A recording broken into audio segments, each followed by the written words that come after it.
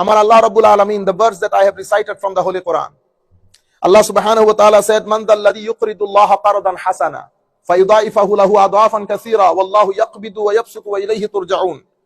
Who will lend to Allah a good loan which Allah will multiply many times over?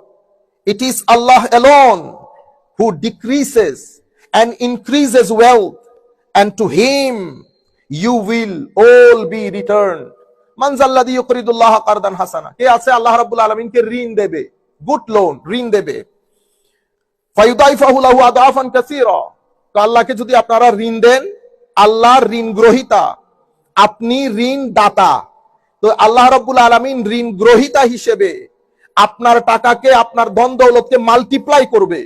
হাদিসে পাকের মধ্যে আমার নবী ইরশাদ করেছেন, আপনারা যখন whenever you give even 1 pound in charity, when you donate even 1 pence in charity, the Holy Prophet sallallahu alaihi wasallam said in the hadith, before the money goes to the receiver, it goes to the hand of Almighty Allah.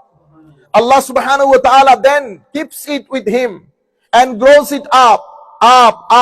End of the day, it becomes like a mountain.